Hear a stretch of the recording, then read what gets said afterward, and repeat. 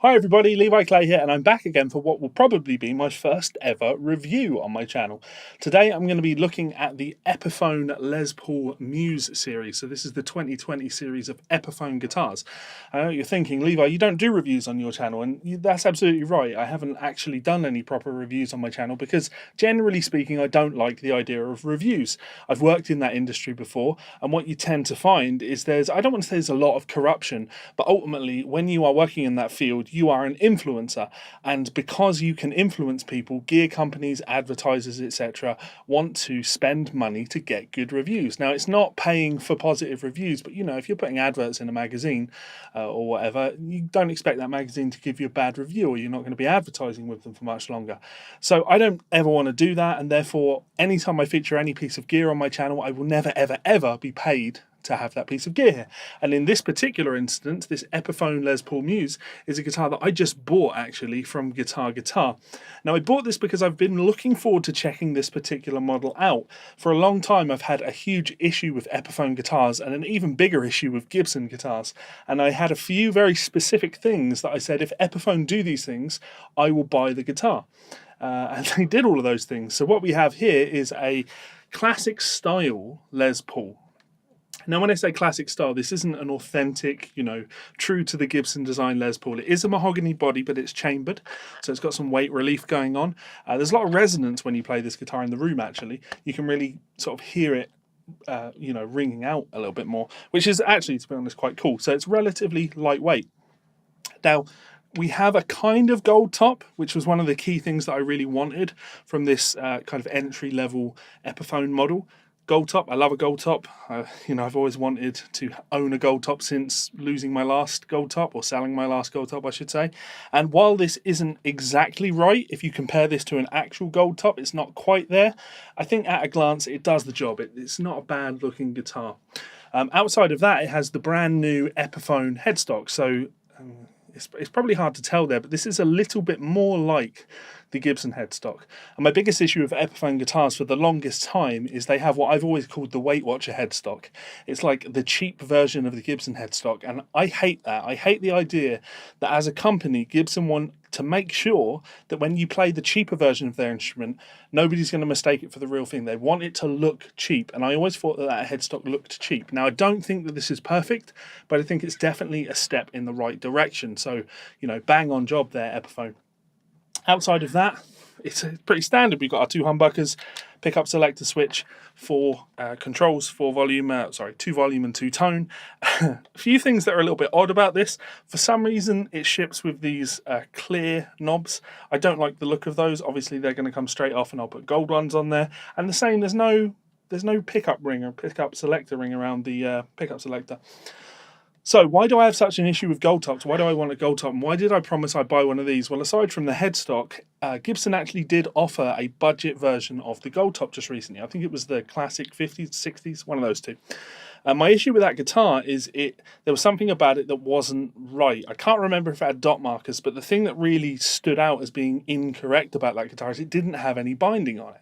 And this actually has binding on it. Look at that. There's actually binding around there. Now, of course, this isn't your proper binding, right? But it gives it the look. It helps to have that gold top set off against that black back, which is very cool. And binding up the neck, which is, again, very cool. Now, when it comes to talking about and playing this guitar, I want to be very, very clear with you.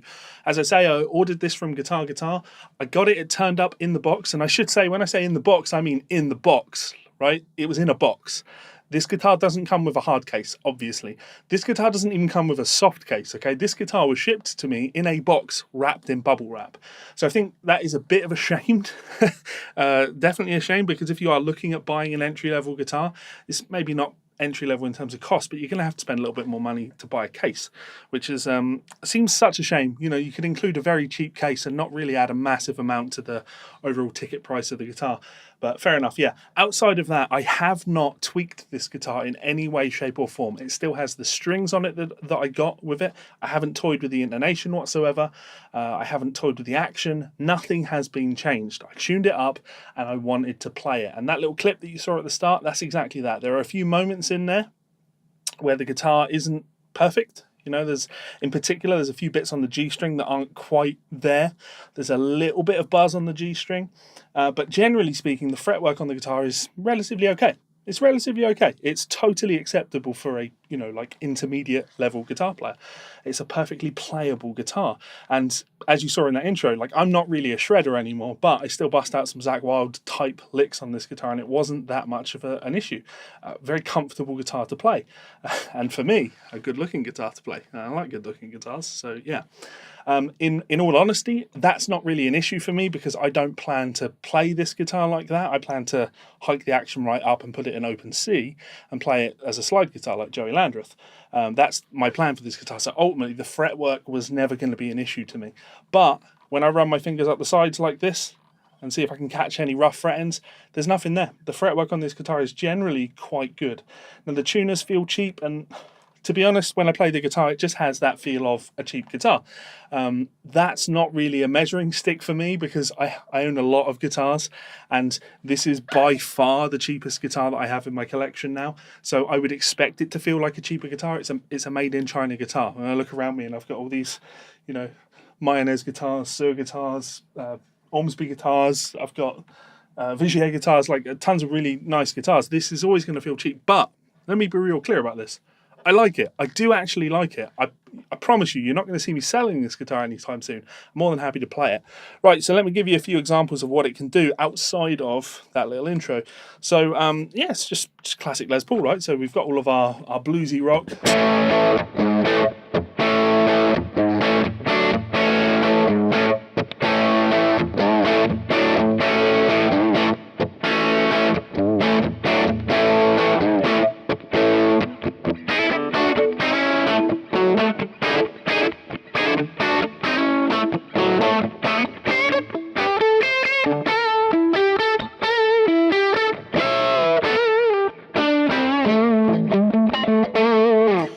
Classic rock type thing. I watched a few videos of some people playing this, and there's a guy doing lots of covers of Kiss songs on this guitar, and I think, yeah, this guitar does that type of thing real well.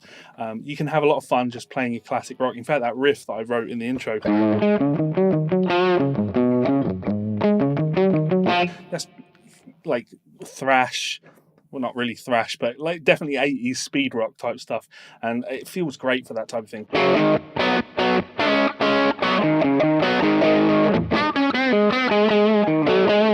Neck pickup. It's I'd say the neck pickup maybe is a little bit warm for my taste. Now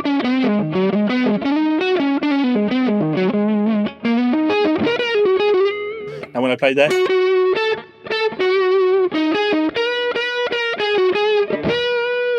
a little bit of buzz there.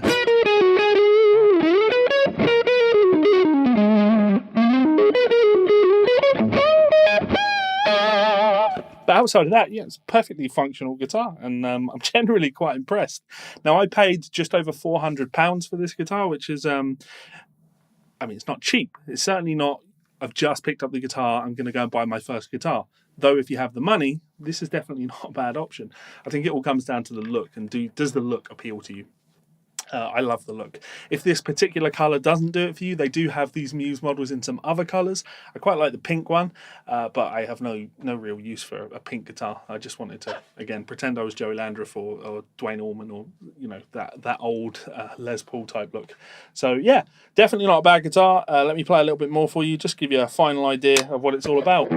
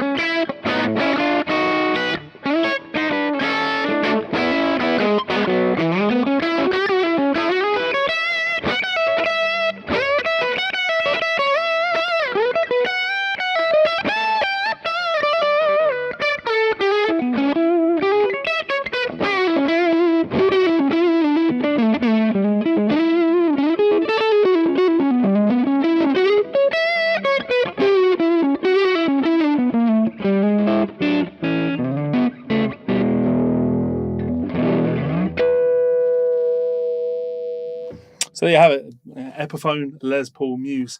Definitely cool and going very much in line with my F Gibson. I'm trying to, make my videos a little bit more advertiser friendly. So F Gibson. And if you want to pick up a Les Paul, I would definitely consider heading down to your local shop, seeing if they have one of these Les Paul Muses in stock, and see what you think of it. Definitely not a bad guitar.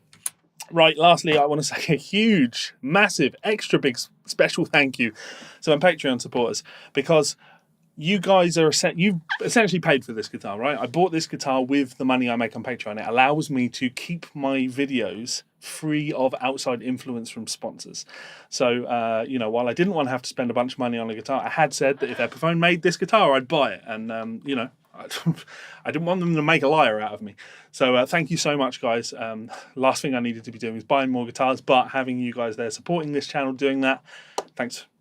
Means I can do this, and I want to be doing more stuff like this. So if that appeals to you, you can check me out on Patreon by clicking this button up here. You can subscribe by clicking this button down here, and you will see 2 more of my videos here and here. Any questions about this guitar or any other pieces of gear on the market? I'm not promising I'm going to go out and buy every single piece of gear that you want me to talk about. But yeah, what do you think about this? What do you think about the new Epiphone line? And I'll talk to you in the comments. So have a good day. Laters.